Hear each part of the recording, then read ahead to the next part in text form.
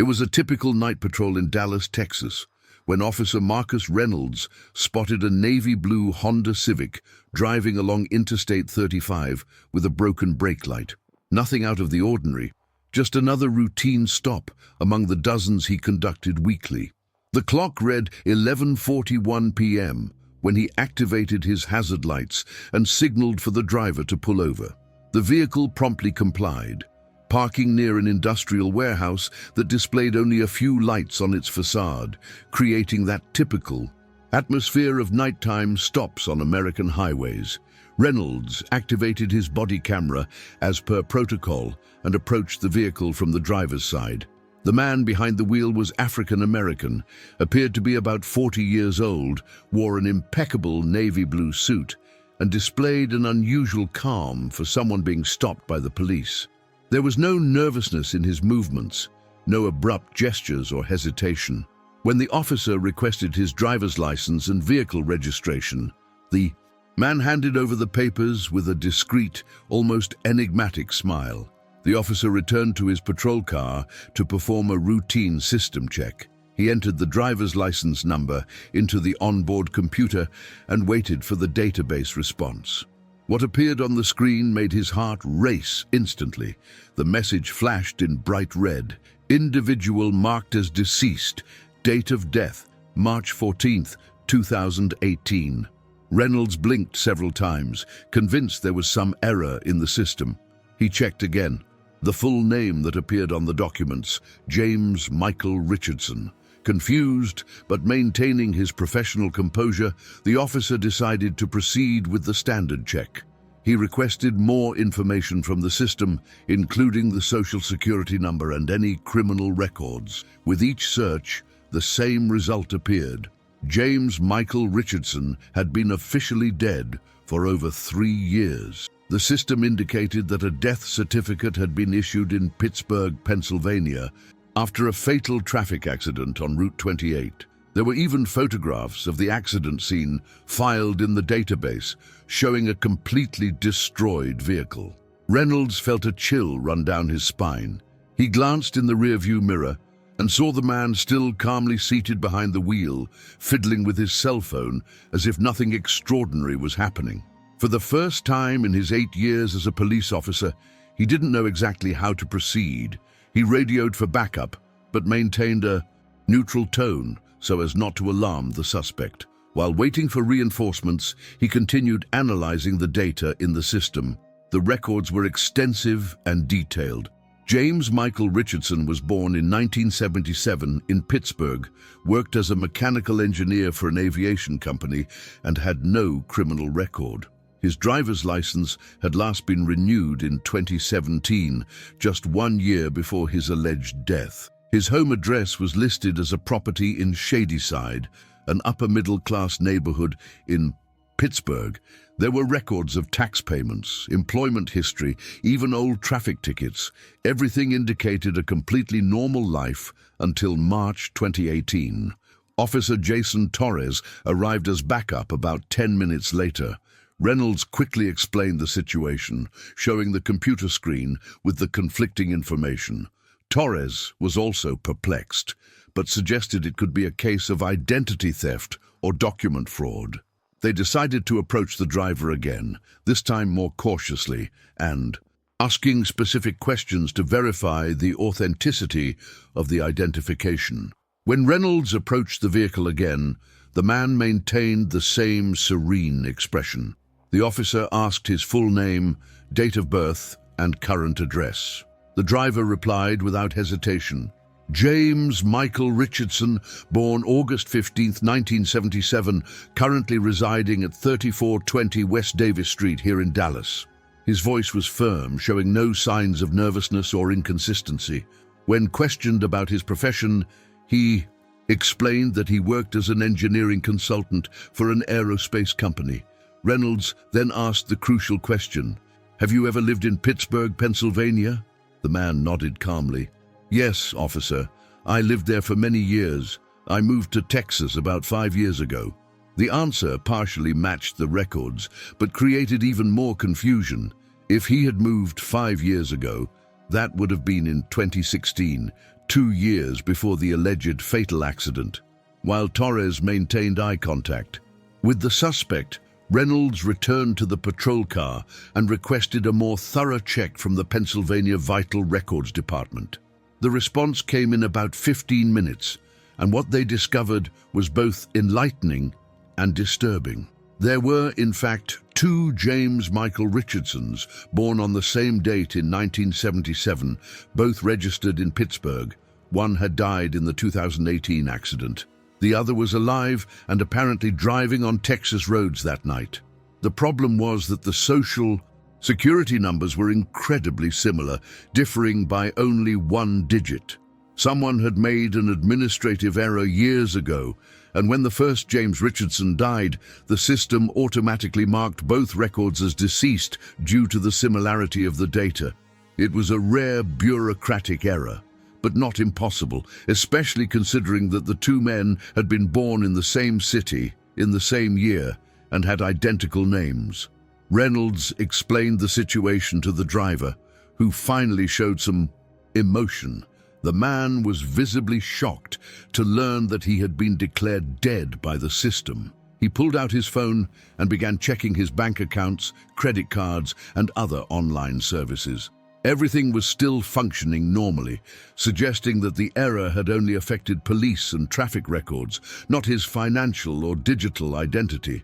But then, something unexpected happened. While Reynolds was still talking to the driver, the patrol car radio crackled urgently. Dispatcher was transmitting an emergency code.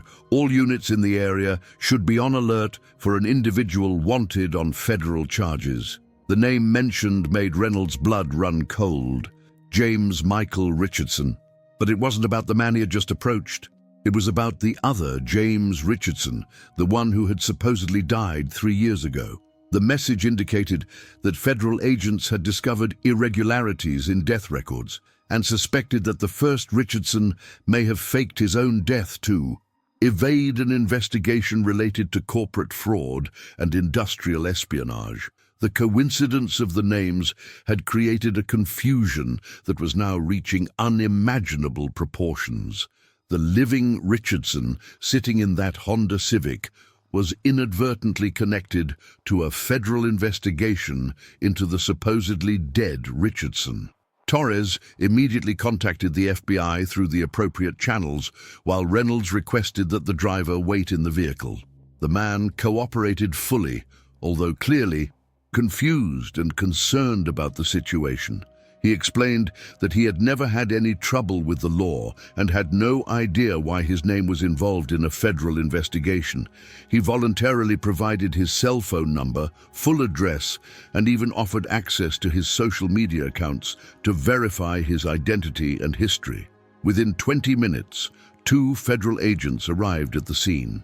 Agent Sarah Chen and Agent Robert Martinez identified themselves and took charge of the situation.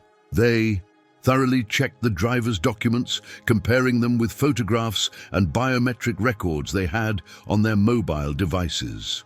After a detailed analysis, they confirmed that this James Richardson was indeed who he claimed to be and had no connection whatsoever with the individual being sought. Chen explained that the other Richardson had worked on confidential military projects and was suspected of selling classified information to foreign entities. When investigators began closing in on the case in 2018, he supposedly died in a traffic accident, but recent evidence suggested that the accident was staged and that he might be living under a new identity somewhere. The discovery of the administrative error that had marked both Richardsons as deceased had reopened old investigations. The driver listened with growing disbelief. He explained that he had legitimately worked in the aerospace industry for years, but his duties had always been on civilian projects, nothing related to military contracts or classified information. He had employment records, professional references, and a complete digital trail to corroborate his story. Chen made several calls, verifying every detail of his story with superiors in Washington. While awaiting final confirmations, Martinez shared more details about the investigation of the other Richardson. Apparently, he had embezzled over $3 million in research and development funds, in addition to accessing classified systems without authorization. Witnesses saw him days before the alleged accident, transferring large sums to offshore accounts. The body found in the destroyed vehicle was so charred that initial identification was based primarily on personal documents found at the scene, not on definitive forensic analysis. The federal investigation had been closed until a financial analyst noticed suspicious activity in one of the supposedly abandoned offshore accounts. Small but consistent transactions continued to occur years after Richardson's official death. This raised suspicions that he might have staged the accident using an unidentified body or even an accomplice willing to disappear. The FBI reopened the case 3 months ago and was working with Interpol to track down possible locations. After nearly 2 hours of checks, Chen finally received the confirmation they were looking for. The James Richardson stopped on that Dallas highway was genuinely innocent, an indirect victim of an absurd confluence of bureaucratic errors and federal crimes. The agents apologized for the inconvenience and provided official documentation confirming his correct identity and the rectification of the error in the system. Chen also handed over a contact card, asking him to immediately report any suspicious approaches or attempts to misuse his name. Reynolds finally returned the documents to the driver with a sincere apology. The man accepted with a tired smile, commenting that this was certainly a story no one would believe when he told it. Before leaving, he asked if there was anything he could do to avoid future problems. Martinez explained that the error would be corrected in all police databases within 48 hours and that he would receive official confirmation by mail and email. As the Honda Civic disappeared into the Texas night, Reynolds and Torres remained in conversation with federal agents. Chen revealed that this was not the first case of confusion involving the identities of the two Richardsons. Months earlier, the innocent Richardson had been prevented from boarding an international flight because his name triggered security alerts. At the time, he managed to resolve the issue by presenting additional documentation. But the incident was not enough to correct the systemic error in the records. Martinez mentioned that cases like that, although rare, were more common than the public imagined. Errors in government databases could create bureaucratic nightmares that took years to fully resolve. He knew of situations where people were wrongly declared dead and lost access to bank accounts, social security, and even medical benefits. The process to rectify these errors involved multiple agencies and layers of bureaucracy that made the resolution extremely slow. What made this case particularly intriguing was the criminal dimension involved. It wasn't just an isolated administrative error, but something intertwined with an active federal investigation into fraud and espionage. The possibility that the criminal Richardson might have been exploiting the confusion of identities to hide or commit further crimes added urgency to the situation.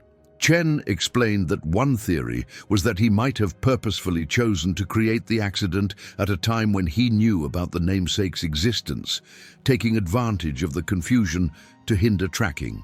Reynolds asked if there was anything local authorities should do to assist the federal investigation. Chen thanked him, but explained that at that time the case was being handled by a specialized task force that included the FBI, CIA, and even international agencies. Any additional information would be coordinated through the appropriate channels.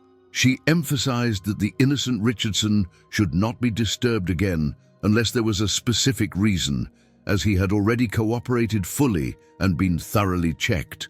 Before leaving, Martinez shared a final detail that sent shivers down the spines of the police officers. The last concrete clue to the whereabouts of the criminal Richardson had been a cell phone signal picked up by a tower in Dallas, Texas, approximately 6 months prior.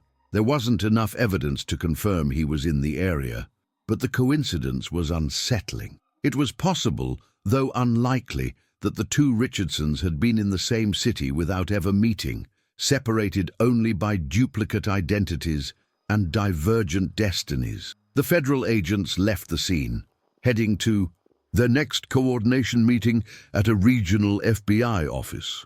Reynolds and Torres remained on the shoulder for a few more minutes, processing everything that had happened. What should have been a simple traffic stop had turned into a window into a world of federal intrigue, systemic errors, and duplicate identities. Reynolds turned off his body camera, making a mental note that the video would likely be requested as evidence in future investigations. In the following weeks, the officer occasionally thought about the case. He checked the news, hoping to see some headline about the capture of the fugitive Richardson, but nothing came up. The investigation apparently continued quietly, following leads that led to unknown places. He wondered what it would be like for the innocent Richardson, living his everyday life, knowing that there was a criminal doppelganger sharing his name, his date of birth, and even part of his social security number. The case became legendary in the Dallas Police Department. New recruits heard the story during training as an example of why it's crucial to verify all information multiple times and never assume that computer systems are infallible. The body camera footage was used in seminars on proper procedures during encounters with unusual circumstances. Reynolds was occasionally invited to speak about the incident, always emphasizing the importance of maintaining professional composure even when confronted with seemingly impossible situations. 6 months after that night, Reynolds received a call from Agent Chen. She informed him that the investigation had made significant progress. Through advanced forensic analysis of digital data and international cooperation, they had identified an individual living under a false identity in Argentina who matched the profile of the fugitive Richardson. An extradition operation was underway, and if all went according to plan, he would be brought back to the United States to face justice within a few months. Chen thanked Reynolds for his professional diligence during the initial approach. He explained that the thorough documentation and respectful treatment of the innocent Richardson had been crucial in maintaining his cooperation in later stages of the investigation.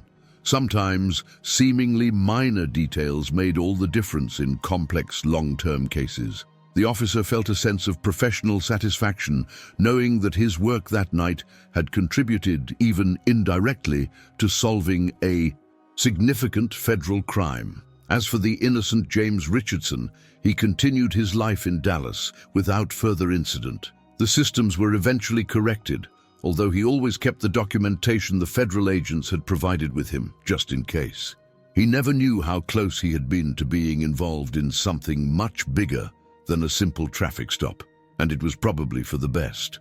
Thus, some stories were safer when they remained partially unknown.